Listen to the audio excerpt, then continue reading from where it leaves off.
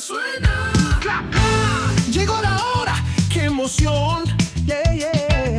Oh yeah. Palomitas que estallan, qué explosión. Cine con sabor, tu diversión. Bienvenidos y bienvenidas a otro episodio de Cine con Sabor, el podcast en donde exploramos y vemos el cine desde puntos diferentes, desde aristas diferentes y, como no, con sabores diferentes. Prepárense para abordar un nuevo sabor, un poco más hacia el Technicolor, hacia el dibujo hecho a mano, hacia las cosas hechas con plastilina y, ¿por qué no?, con un poquito de sudor digital. Con ustedes, Cine con Sabor, animación. Vamos a adentrarnos en la historia de la animación desde sus comienzos un poco rudimentarios hasta lo que hoy en día podemos ver como Spider-Man Into the Spider-Verse, por ejemplo. También vamos a hablar de las técnicas, de las mejores películas, de las peores películas y claramente la sección infaltable. ¡Qué necesidad! Así que prepárense, vayan por un chocolatico caliente o una ponimalta bien fría para poder saborear este capítulo, este episodio lleno de cosas increíbles sobre el cine con sabor a animación. Y antes de adentrarnos en la temática y en este sabor tan particular, déjenme en los comentarios cuál es esa película de animación que tanto les gusta. Yo, en mi caso particular, tengo dos favoritas. La primera es Hércules y la segunda, que es una infaltable dentro de mis favoritas, es Atlantis, el Imperio Perdido. Definitivamente esta película me encanta, aunque fue poco entendida para su momento. Pero de eso vamos a hablar luego. Vamos a comenzar ahora sí con la historia de la animación. Vamos a hablar de los diferentes tipos de animación y de las diferentes técnicas también, pero hay que adentrarnos un poco en su historia. Bueno, realmente la animación nace para capturar el movimiento. Y mucho antes de que comenzara incluso el cine, habían algún tipo como de juguetes o de ilusiones ópticas, como lo puede ser el zootropo, el praxinoscopio o también el teatro óptico, que fueron juguetes justamente visuales que nos permitían tener algún tipo de ilusión de movimiento a través de la repetición constante de dibujos. Eso es básicamente con lo que se trabajaba en ese momento. Pero fue realmente hasta 1908 cuando Emily Cole nos trae lo que podría catalogarse como el primer cortometraje animado, titulado Phantasmagoria. Considerado, como lo decía, el primer cortometraje de animación, y aunque la técnica realmente es un poco primitiva, porque los invito y las invito a que lo busquen en YouTube y demás, pues realmente es una animación de bolitas y palitos. Realmente es como un fondo negro con líneas blancas, con trazados un poco incluso torpes, dibujos que se podrían considerar que incluso los podría hacer pues básicamente un niño o una niña, pero es justamente esto lo que permite mostrar en este año, en 1908, o sea, más de 100 años, el potencial que tiene esta técnica, ¿no? Lo que es la animación como tal. Luego llegarían personajes icónicos a la animación, como lo puede ser Félix the Cat o el gato Félix, que muchos y muchas de nosotros lo conocemos, y también Betty Boop, que Betty Boop, al ser un personaje femenino para su época, con una sexualidad tan abierta, hace que tenga una acogida o que sea muy llamativa y que despierte el interés de muchas personas pues en diferentes sentidos. Y sin embargo, esto permite también ver el potencial que tenía la animación en su momento. Pero el gran salto realmente se viene a dar en 1928, 20 años después de que se tiene los datos de ese primer cortometraje animado, con Steamboat Willie de Walt Disney. Que ojo, no solamente fue el primer cortometraje animado con sonido sincrónico, o sea, sí, para que nos entendamos, no solamente es animado, sino que también tiene sonido al tiempo con la imagen, sino que también lanza a la fama a un personaje icónico que todos y todas conocemos, que muy seguramente hemos dibujado o hemos tenido incluso su mercancía o merchandising en nuestra ropa, incluso sobre todo los niños. Y no es más y no es menos que Mickey Mouse. Es la primera aparición de Mickey Mouse. Para los que quizás quisieran recordarlo un poco, es justamente este corto en donde él va manejando como un bote y simplemente está así como bailando. O sea, tiene como sus manitas en el volante y va así como, si no estoy mal, cantando, silbando, no me acuerdo muy bien. pero esa es justamente esa primera aparición y que es lo que se vuelve icónico también de Walt Disney. Un dato curioso es que 95 años después, casi 100 años después de que aparece pues este personaje, Walt Disney pierde los derechos de esa versión primitiva, digámoslo así, de Mickey Mouse. Entonces digamos que, no sé si ustedes lo saben, pero Estados Unidos y pues otros países, pero pues hablemos de Estados Unidos, es un país que se rige mucho por el tema de los derechos de autor. ¿Eso qué quiere decir? Que si hay una marca o un personaje, en este caso, que está bajo los derechos de autor de una empresa o una entidad, como lo puede ser Disney, pues nadie más en el país lo puede utilizar si no paga unos derechos.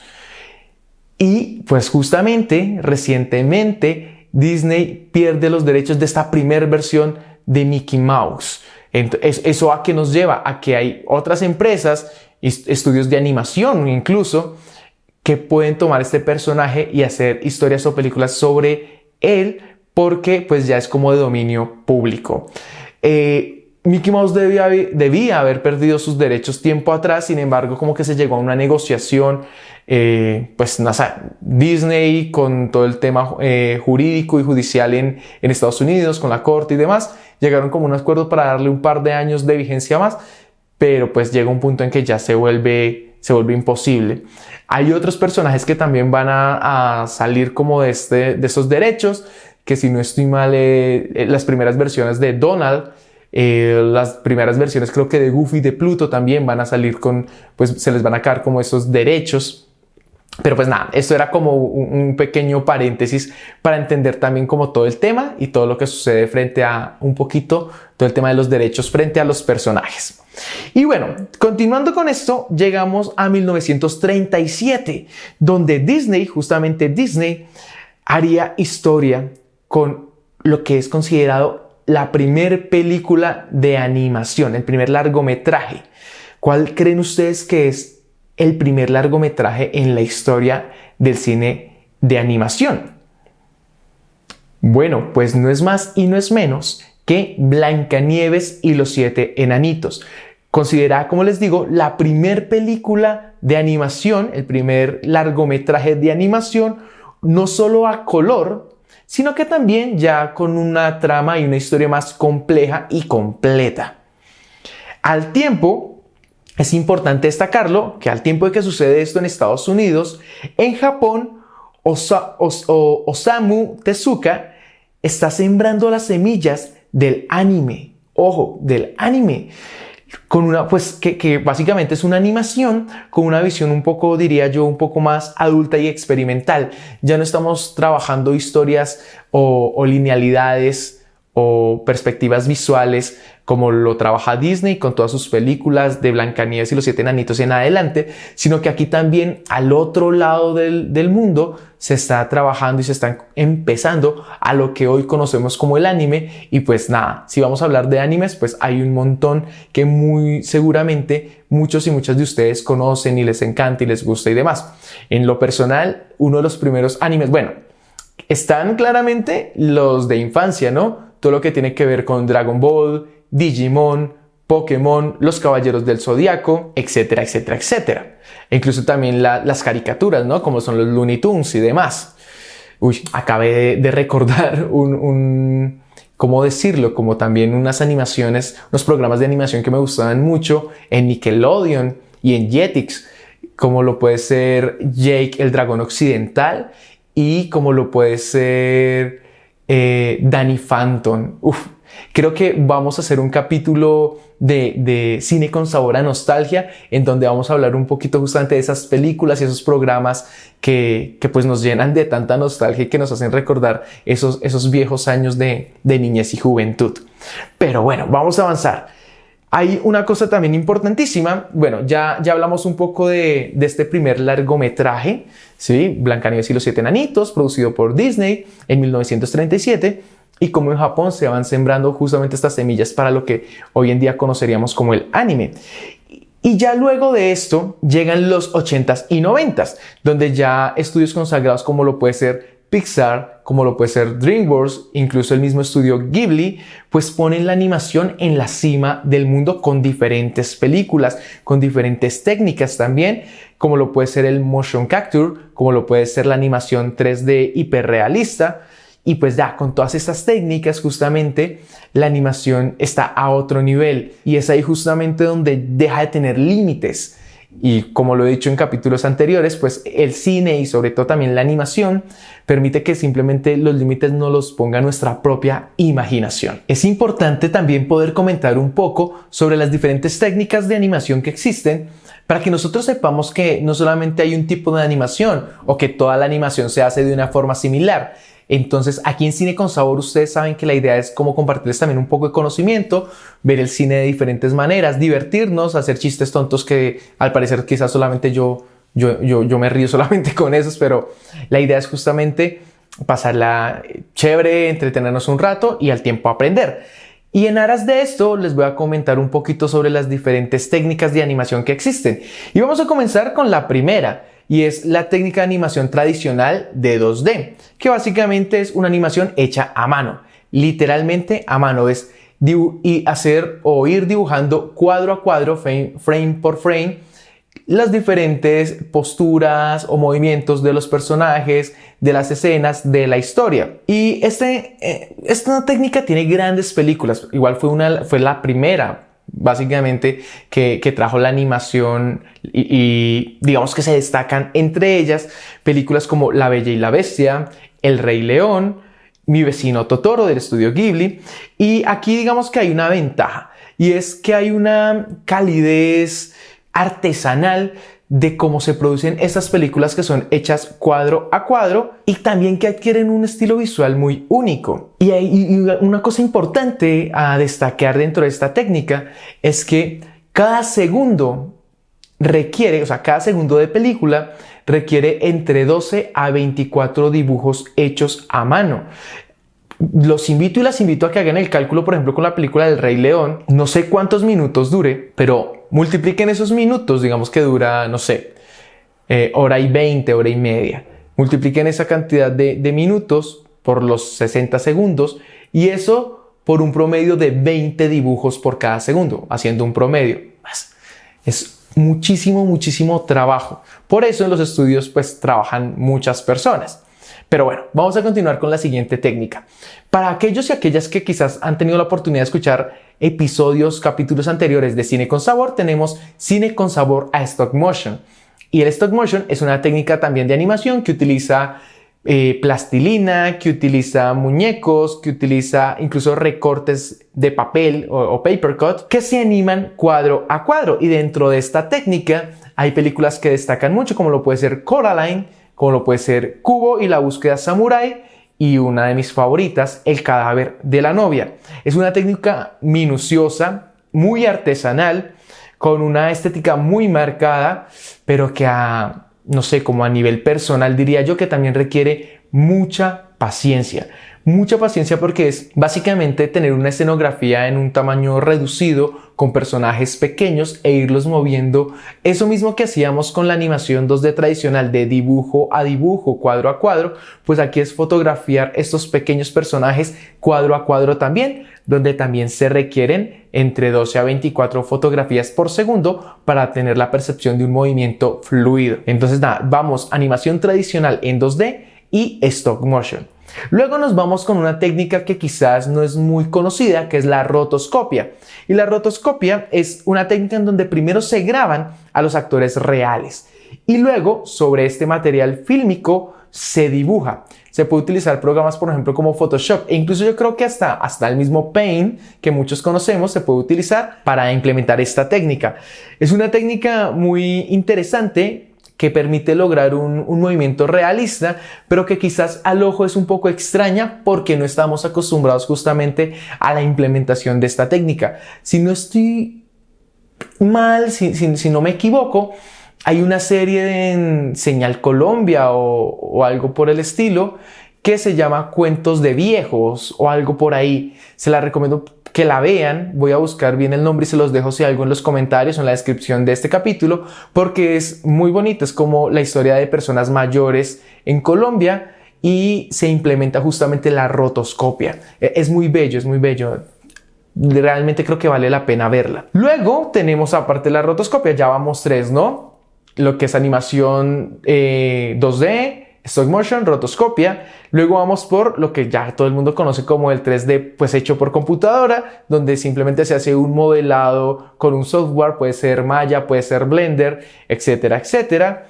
Y pues se crean justamente esos objetos de forma tridimensional.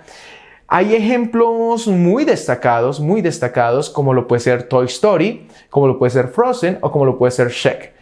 Y bueno, pues esta técnica permite la creación de mundos complejos y completos, iluminaciones avanzadas e incluso texturas hiperrealistas. Que pues no es un secreto que esto también se combina un poco con lo que tiene que ver el CGI o con los efectos especiales elaborados pues por computadora. Y ya por último, nuestra quinta técnica sería el motion capture, que básicamente son actores reales con sensores o trajes que tienen sensores de captura de movimiento. ¿Cómo funciona esto? Nos ponemos un traje o nos ponemos marcas donde los actores empiezan a hacer, por ejemplo, los gestos o los movimientos corporales, y esto va siendo capturado por diferentes cámaras y diferentes programas justamente de motion capture, y queda justamente todo este movimiento grabado y se puede colocar, no sé, ya después en postprocesamiento se le pueden colocar, pues no sé, otros personajes a los mismos actores. El mejor ejemplo de esta técnica es Avatar y las aventuras de Tintín. Sí, estas son estas dos películas que pueden destacar en Avatar. Las invito a que vean los detrás de cámaras de cómo se grabó esta película. Inclusive la segunda, que se demoró como más de 5 años en grabar, porque desarrollaron tecnología para poder grabar debajo del agua con motion capture. Y una vez ya entendimos un poco de la historia de la animación, de las técnicas de animación, vamos a entrar a hablar de las películas de animación más destacadas. Y aquí sí quiero hacer como un breve paréntesis en donde quiero explicar que no es porque sean las mejores películas de la historia, sino porque cada una de ellas destaca de una manera diferente. Y bueno, algunas se quedaron por fuera, pero es que si me quedara hablando de las mejores películas de animación, pues son bastantes. Y ojo, porque así como hay buenas, hay malas, pero ya hablaremos de eso. La primera película que entra a destacar dentro del listado de este capítulo de Cine con Sabor a Animación es El viaje de Chihiro, traída a nosotros en 2001 por el estudio Ghibli. Es un viaje onírico, digámoslo de alguna forma, donde tenemos que entrar a hablar sobre la identidad, el consumo, el cambio y demás. Y bueno, entra a destacar porque el estudio Ghibli tiene una factura, un trabajo increíble. O sea, uno puede poner una película del estudio Ghibli y detenerla en cualquier momento, en cualquier segundo, y les aseguro que va a tener un protector de pantalla para su computador o celular divino, exquisito, porque ellos trabajan justamente la animación clásica, la tradicional, hecha a mano en 2D, y eso también les da como un plus a esa técnica y a ese saborcito de las películas del estudio Ghibli. La segunda película que entra a destacar en este listado es Toy Story. ¿Y por qué Toy Story? No solamente por sus personajes y su historia tan nostálgica y tan llena de buenos momentos, sino también porque fue la primera película hecha completamente en 3D. Y eso básicamente cambió la historia de lo que hoy conocemos como el cine de animación. Dentro de estas grandes películas a destacar tenemos Shrek del 2001. Y no solamente por ser una buena parodia clásica con unos buenos chistes y demás, sino también por su temática. Y aquí es donde la animación también entra a destacar. ¿Por qué? Porque nos permite justamente adentrarnos en otras historias y salirnos un poco como de lo convencional.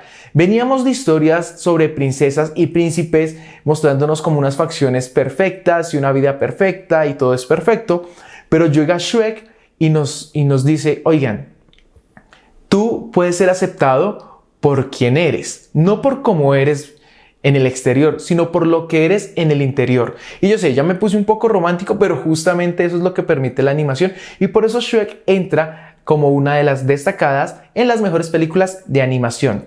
Luego, en el 2005, tenemos una entrega fantástica de una técnica muy increíble, muy deliciosa también, llamémoslo, que es el stop motion, y no puedo dejar por fuera El cadáver de la novia, un stop motion muy detallado con una estética gótica, con unos personajes increíbles, que incluso, para quienes no lo sepan, también tiene un nivel técnico muy llamativo, porque una cosa es el mundo de los muertos, donde vemos un poco las cosas más a color, donde todo es más incluso, no sé, llamativo, que el mundo de los vivos, donde todo es más en escala de grises, o es más opaco, o es más ocre, y esto también nos deja como percibir o tener una perspectiva de el mundo en el que se está desarrollando justamente la película.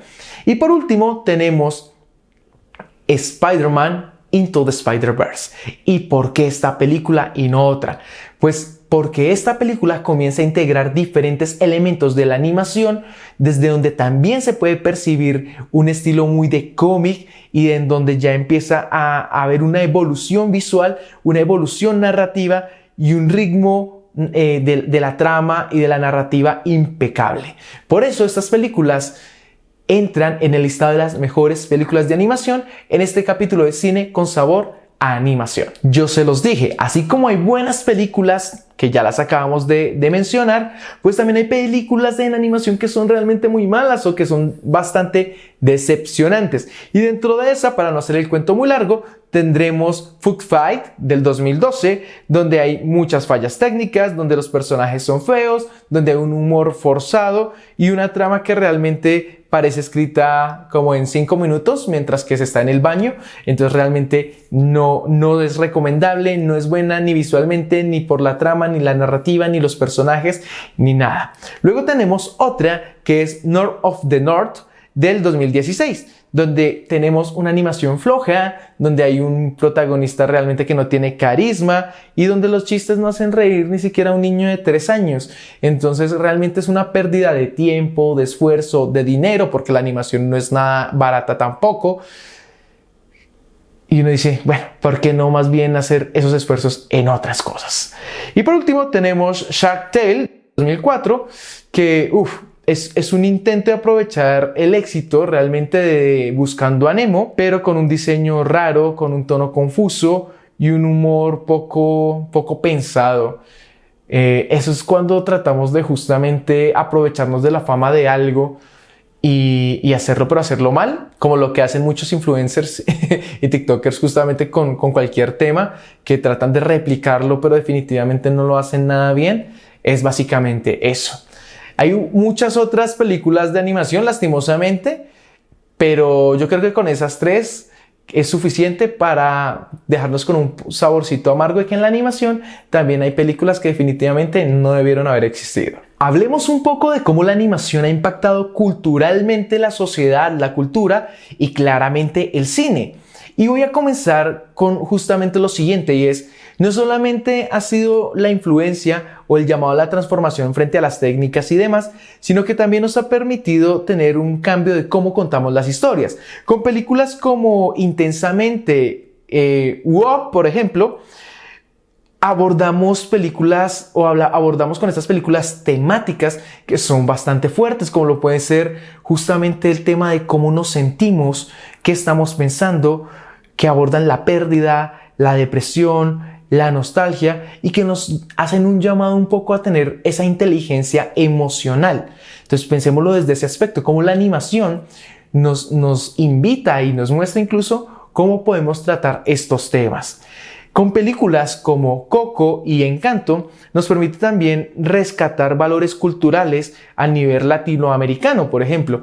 Yo aquí entraría a tener una perspectiva un poco más personal. Con Coco siento que la lograron muy bien, que todo el tema del Día de Muertos, de justamente estos altares, creo que lo hicieron muy bien, creo que hicieron una gran investigación. Inclusive en Disney hay como un tipo de documental o detrás de cámaras de cómo fue toda esta investigación para llegar a crear Coco. Con Encanto, que ya es un poco más nuestro, sí, más colombiano, siento que hay una buena investigación porque hay detalles muy interesantes. Podemos ver, no sé, desde las cocas, sí, estos jueguitos que uno lanzaba para encholar en el palito, los acordeones, las flores, los trajes, la música, pero siento que fácilmente hubiera podido ser un cortometraje y hubiera sido más impactante. Es a tema de discusión. A mí la película me encantó y me gusta verla, y lo que les digo, las canciones, Dos oruguitas o No se habla de Bruno, son cosas muy buenas. Sin embargo, siento que lo que cogieron fue una trama que quedaba, lo que digo, para un corto, un mediometraje, y la alargaron aprovechándose de las buenas canciones que tenían y de unos personajes bastante llamativos. Creo que hubieran podido mejorarla y quizás hubiera tenido más cuerpo, pero bueno, no nos vamos a alargar en esto. Otra cosa importantísima es justamente el anime. Ya lo habíamos hablado. Con la animación llega el anime, con títulos como Akira, Ghost in the Shell o Your Name. Justamente en las películas, pues se ha podido expandir un poco la percepción del mismo cine, de cómo, inclusive, aquí me voy a aprovechar un poco también a decirlo, y es como también, claro, los nombres que acaban de escuchar son de películas, justamente de la línea del anime en la animación, pero también el anime como tal, o las series de anime o animadas, como lo puede ser One Piece, como lo puede ser Full Metal Alchemist, como lo pueden ser muchas otras, el mismo Dragon Ball, cómo se han alimentado de esta misma técnica, de la creación de la animación o del desarrollo de la misma, para traernos cosas increíbles. Y yo creo que en particular en Full Metal Alchemist hay una escena donde se está llorando la pérdida de un personaje muy querido, y uno de los personajes está mirando al cielo y dice como comenzó a llover, y realmente es porque está llorando, y eso duele aquí en el corazoncito, duele un montón. O como, no sé, cosas como Naruto, o cosas como Pokémon, o cosas como Digimon, Supercampeones y demás, pues nos han llenado también de valores. Siento yo que hay que destacar justamente este tipo de cosas, como las historias se han alimentado de todo lo que tiene que ver con el respeto, con la honestidad, con la dignidad, con los diferentes valores, alimentando historias increíbles y llamativas, y nos van dando de a poco esos valores a nosotros, que somos justamente el público que está viendo estas diferentes historias. Entonces siento que justamente la animación permite, a través de sus diferentes... Pensemos que la animación es como, llamémoslo, no sé, como la pasta. Pensemos que es pasta. Y las películas en animación son pastica con pollo, deliciosa. Los animes son pastica con atún, ¿sí? Los programas para niños o lo que sea, puede ser pasta carbonara, deliciosa también. Entonces vean cómo la animación se presenta en diferentes platos y todos son deliciosos. Claramente, pues habrán comensales que deseen más un plato que otro, pero como la misma pasta, o sea, la misma animación nos permite crear platos de diferentes sabores y gustos para todo el público en general. Y a nivel narrativo, claramente la animación ha permitido un simbolismo que realmente el live action no lo permite, que es imposible. Representaciones abstractas, mundos imposibles y personajes que no tienen nada que ver con la figura humana, pero que aún así nos pueden conmover. Yo siento en particular que Shrek justamente entra a destacar dentro de estas películas por lo que hablábamos antes. Es un ogro, o sea, carajo, es un ogro, es una ogra.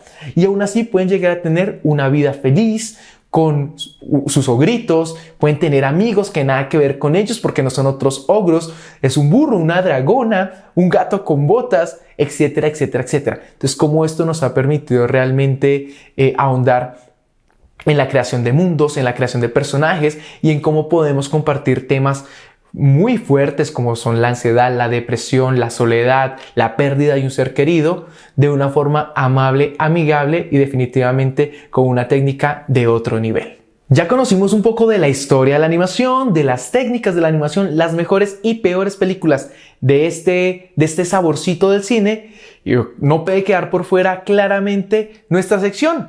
¡Qué necesidad!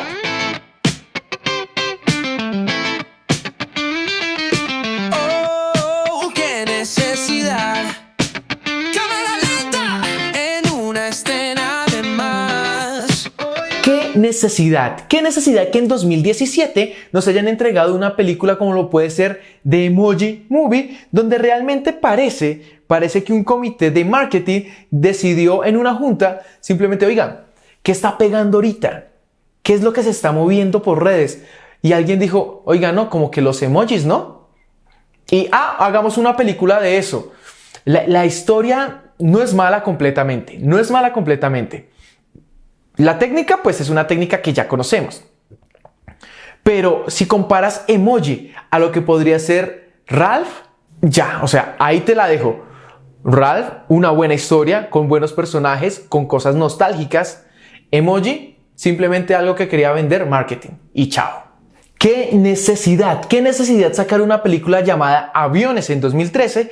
Que lo único que quiso fue aprovecharse el éxito que tuvo Cars y vendernos la misma historia. Solo que en vez de carritos, avioncitos. Realmente es una pérdida de dinero, pues quizás no de dinero, pero sí de tiempo. Nos hubieran podido ofrecer esa misma historia del avioncito que se quiere superar de otra forma, con otros personajes, hubieran creado, pero simplemente quisieron hacerla fácil, ¿no? Copiar la tarea del amigo del lado y simplemente cambiarle el nombre y un poquito como lo visual, pero es básicamente vendernos lo mismo, exactamente lo mismo, solo que en vez de carritos, avioncitos. Y aquí sí, digo, ¿qué necesidad? Y sin embargo lo entiendo, pero igual, pues esto no solamente es mi visión personal. ¿Qué necesidad Shrek 3 y 4? Yo en lo particular siento que la mejor entrega es Shrek 2, luego Shrek 1, luego Shrek 4 y luego Shrek 3. Lo pondría más o menos en ese orden. Shrek para siempre es una película que me gusta mucho, sobre todo por el final. Pero qué necesidad justamente tratar de sacarle más hilo a unos personajes. Ahorita se viene la entrega número 5 de Shrek y ya han habido muchas críticas, sobre todo por el cambio en la animación. Sería bueno, quizás en mis redes sociales esté compartiendo ya cuando salga esta película, pues qué se siente. ¿Por qué? Porque juega lo mismo que la nostalgia. Nos han vendido unos personajes similares que, claro, mejora la calidad y demás, pero nos han vendido con el paso del tiempo, ¿no? Que es Shrek, Fiona, Burro, etc.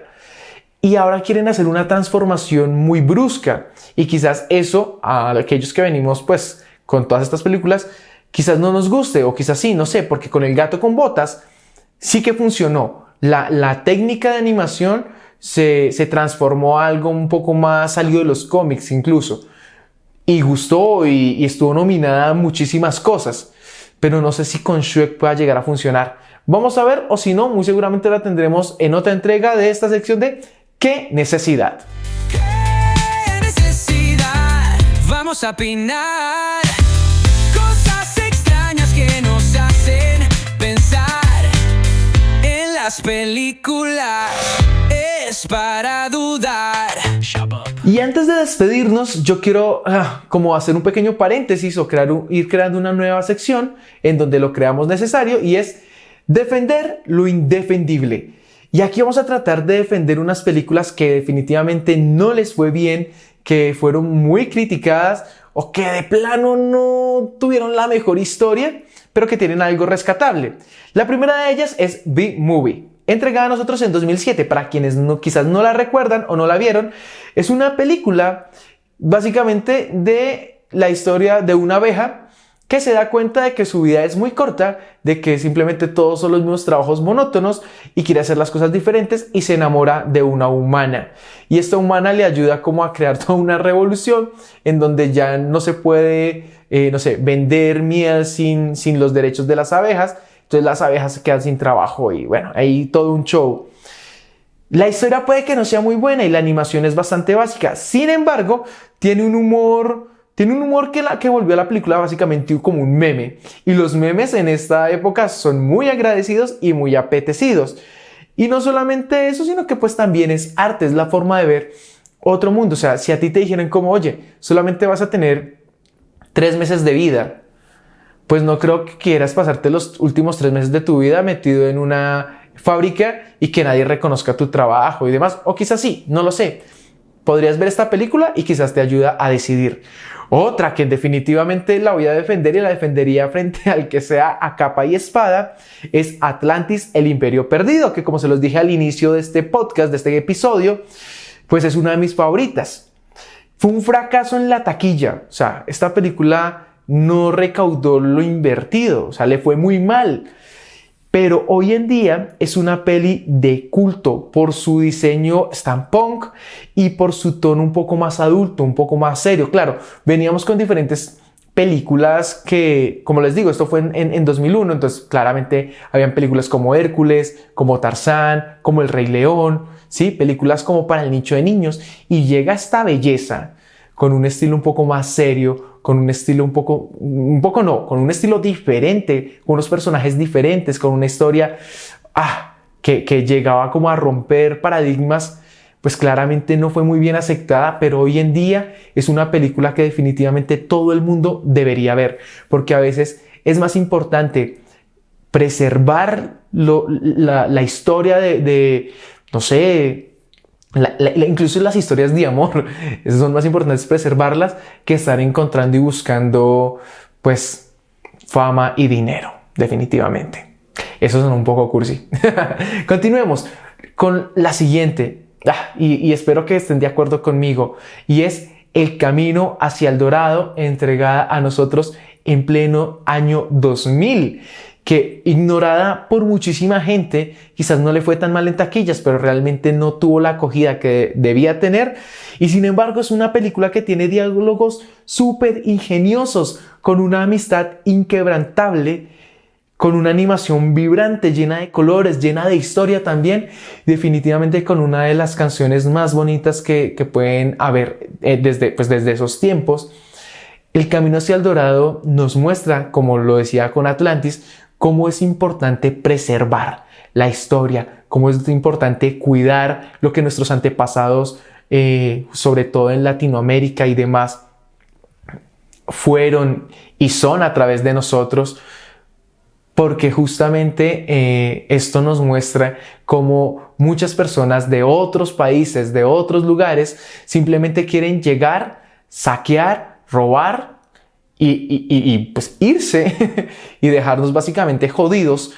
Siento que Atlantis y El Camino hacia el Dorado nos muestran que nosotros mismos debemos ser lo suficientemente capaces para cuidar nuestra historia y proteger nuestro legado. Y bueno, esto es básicamente este saborcito de la animación que nos deja el cine, que nos deja este episodio de Cine con Sabor Animación. Espero les haya gustado. Sé que tocamos temas que ya habíamos hablado un poco, definitivamente cosas nuevas. Y nada, la idea es seguir aprendiendo, seguir disfrutando, seguir conociendo de cine para ver el cine de formas diferentes. Recuerden que las películas que menciono a lo largo y ancho de cada episodio quedan en la descripción del video.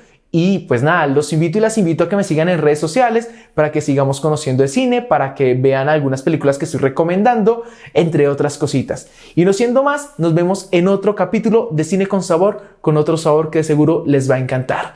Quien les habla, Nicolás León, y nada, nos vemos en otro episodio de Cine con Sabor. Chao, chao.